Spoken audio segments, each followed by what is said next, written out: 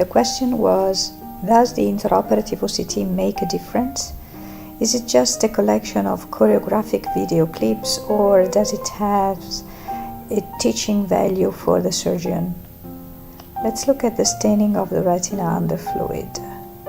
It's a simple step, but we can learn something. We are looking at the pouring of a staining substance on top of the retina.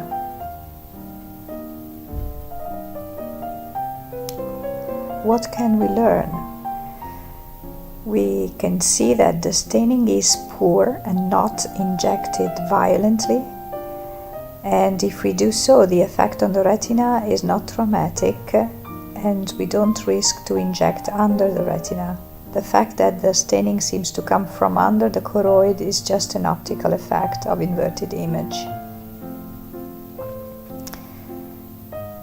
We might look at the staining and the washout effect under air when treating a lamellar macular hole. What can we learn? The staining is not pressing on top of the hole.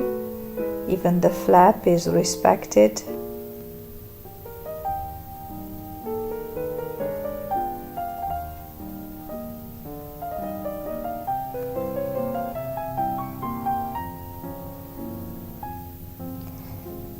When I treat a lamellar macular hole, I peel both the epiretinal membrane and the ILM, but I leave a flap of both at the edge of the hole. The staining is so gentle that the flap of epiretinal tissue is not pressed, and it's not even bent. The staining goes around. You can see the same in this video clip, with a new staining under air to have the final check of the flap position at the end of surgery. You can also see that at the end of surgery the hole is not completely closed. Even in this video, the flap is almost on top of the hole, which is not completely closed. But you have also this view with the flap covering the hole like a roof.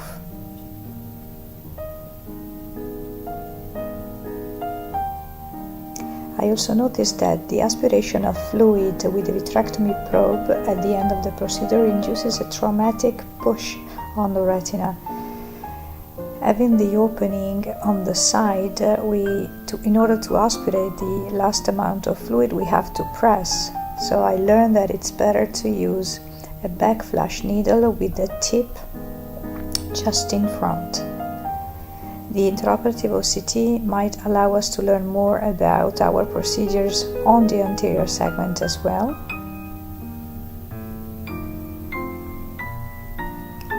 And we learn about peelings. I observed that the forceps might induce a traumatic pinch on the retina, as you can see in this video clip. Much harder than I thought.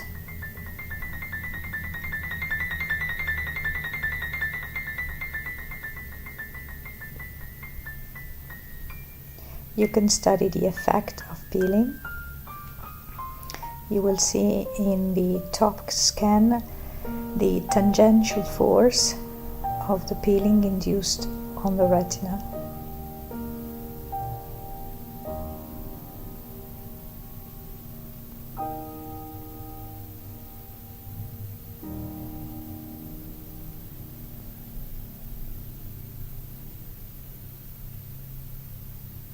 You can see the shape of a retinal ILM flap,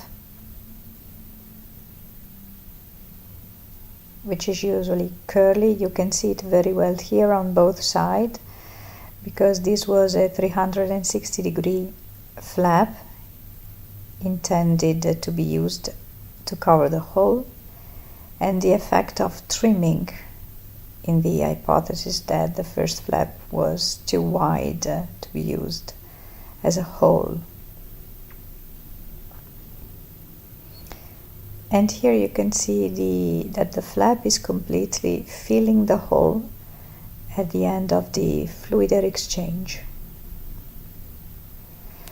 I studied the foveal sparing ILN peeling. The whole idea of the foveal sparing is to preserve the integrity of the fovea and lower the risk of iatrogenic macular hole in cases at high risk like MTM in high myopia and deep lamellar hole. But in the video you will see that the presence of the flap does not affect the shape and does not seem to lower any presence of traction inside the retina. I wonder if it makes sense at all, but this is just one scan. I found the intraoperative OCT particularly useful in studying the macular buckle cases to check the amount of buckling effect and the final location. You see these simultaneous clips of the implantation of the buckle, the effect with the intraoperative OCT, and the view through the panoramic viewing system. Again, in this clip you see the buckling effect, the release of traction even if the detachment is not solved intraoperatively. I found useful IOCT to have confirmation of retinal attachment at the end of surgery, to judge whether the peeling was enough or if I had to do a retinotomy in the presence of subretinal fluid, to look for holes, small bubbles. Here you can see the retina is well attached in a very suspect area, to look for small PFCL bubbles even with opaque media or difficult views through a large retinotomy. In this video clip I found a small bubble of subretinal PFCL on top of a patch of choroid. You can see it in the bottom scan. Or here I could see a suspect macular hole.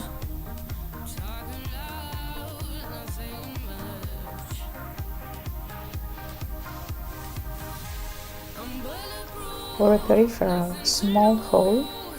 It was not easy to judge just by looking at it, and I tried the ability of IOCT in detecting holes without other techniques. In RPE choroidal transplant, the intraoperative OCT is very helpful checking for subretinal fluid, subretinal PFCL, the unfolding of the flap. Here I am checking the integrity of the choroid of the patch that I am isolating. This is the step where I move the patch in the subfoveal area.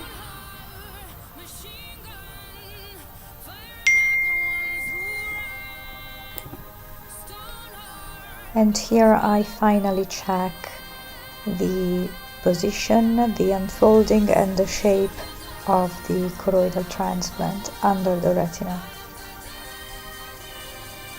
In the end, I think the intraoperative OCT does make a difference, and we can do without, but is one of those tools that, as long as we have it and study, might teach us a lot.